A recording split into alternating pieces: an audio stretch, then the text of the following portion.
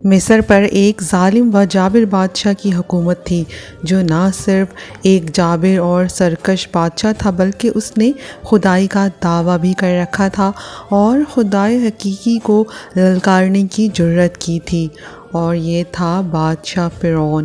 آج سے تقریباً 3000 سال قبل مصر پر فرعون کی حکومت تھی۔ فرعون نہایت بد کردار اور ظالم ترین شخص تھا۔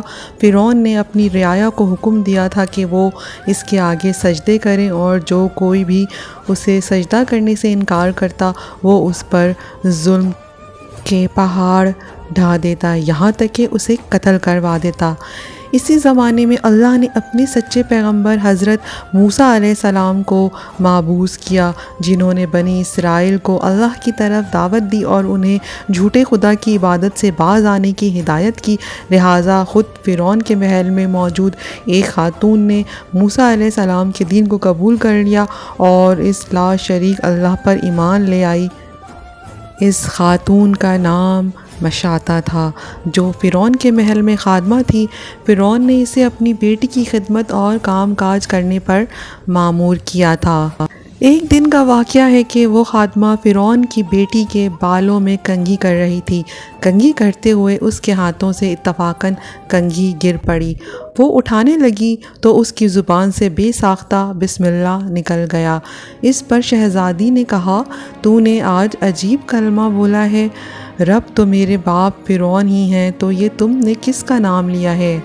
اس پر خادمہ نے کہا، فرعون رب نہیں بلکہ رب وہ اللہ ہے جو مجھے اور تجھے اور خود فرعون کو روزی دیتا ہے۔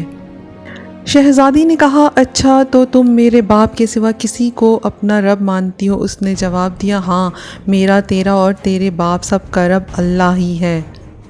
شہزادی نے اس بات کی اطلاع اپنے باپ کو دے دی۔ فرعون نہایت ہی غضبناک ہوا اور اس نے اس باندی کو اپنے دربار میں بلایا۔ جب وہ باندی حاضر ہوئی تو فرعون نے پوچھا، کیا تو نے میرے سوا کسی اور کو اپنا رب مان لیا ہے؟ خادمہ نے صاف کہہ دیا کہ میں تمہیں اپنا رب نہیں مان سکتی، میرا اور تیرا رب اللہ ہے، جو بلندیوں اور بزرگیوں والا ہے۔ یہ جواب سن کر فرعون حیرت زدہ رہ گیا۔ اسے اتنی استقامت اور جرات بھرے جواب کی امید نہ تھی۔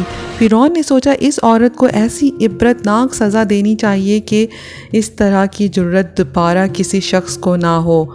فرعون کو پتہ تھا کہ یہ عورت اپنے بچوں سے بے حد محبت کرتی ہے، لہٰذا فرعون نے خادمہ کے بچوں کو دربار میں لانے کا حکم دیا۔ پھر فرعون نے سپاہیوں کو حکم دیا کہ ایک بڑی دیگ میں تیل کو گرم کیا جائے۔ جب یہ دیگ خوب تپ گئی تو فرعون نے حکم دیا کہ اس عورت کے تمام بچوں کو ایک ایک کر کے اس کھولتے ہوئے تیل میں ڈال دیا جائے۔ فرعون کا حکم سنتے ہی اس عورت کی آنکھوں کے سامنے اندھیرا چھا گیا۔ خادمہ نے نہایت ہی صبر اور ہمت سے کام لیا۔ سپاہیوں نے خادمہ کے ایک بچے کو پکڑا اور اسے گھسیٹتے ہوئے لے جانے لگے۔ وہ بچہ کبھی پکارتے ہوئے اپنی ماں سے مدد طلب کرتا، کبھی سپاہیوں سے رحم کی بھیک مانگتا اور کبھی فرعون کی طرف امید بھری نگاہوں سے دیکھتا۔ سپاہی اسے دھکیلتے اور گھسیٹتے ہوئے دیگ کے قریب لے گئے۔ خادمہ اپنے بچے کی طرف محبت بھری نظروں سے دیکھ رہی تھی اور اسے الوداع کہہ رہی تھی۔ چند لمحات میں اس کے جگر کے ٹکڑے بچے کو کھولتے تیل میں انڈیل دیا گیا اور کچھ ہی لمحے میں اس معصوم کی ہڈیاں تیل کے اوپر تیرنے لگیں۔ فرعون نے خادمہ کی طرف دیکھا اور کہا، اب اس نادیدہ خدا کو چھوڑ دو اور مجھے رب مان لو۔ خادمہ نے دلیرانہ نظروں سے فرعون کی طرف دیکھا اور اسے خدا تسلیم کرنے سے انکار کر دیا۔ فرعون اس کی ثابت قدمی اور ہمت کو دیکھ کر دنگ رہ گیا۔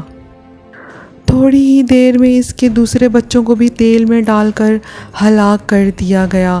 اب سپاہی اس خاتون کے سب سے چھوٹے بچے کی طرف بڑھے جو شیر خوار اور معصوم تھا۔ جب سپاہیوں نے اس بچے کو چھینا تو بچے نے زور سے چیخ ماری۔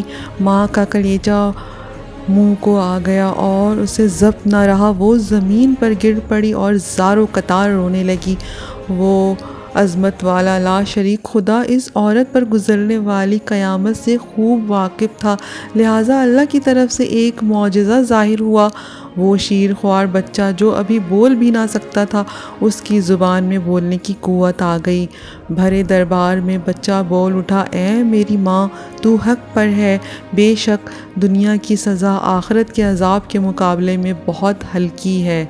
فرعون کے دربار میں موجود لوگ اس بچے کی آواز سن کر حیرت زدہ رہ گئے، لیکن ان کے دلوں پر لگے کفر کے تالے پھر بھی نہ کھلے۔ کچھ ہی دیر میں اس بچے کو بھی دیگ میں ڈال دیا گیا اور یہ بے خطا معصوم موت کی آغوش میں چلا گیا۔ اپنے تمام بچوں کو اپنی آنکھوں کے سامنے فرعون کے ظلم کے بھینٹ چڑھتے ہوئے دیکھنے کے بعد اس خادمہ کا دل پھٹ پڑا تھا۔ اگر وہ چاہتی تو اپنے معصوم بچوں کو اس دردناک موت سے بچا سکتی تھی۔ اسے صرف ایک کلمہ کفر پڑھنا تھا، مگر یہ فقط جان بچانے کا ایک بہانہ ہوتا۔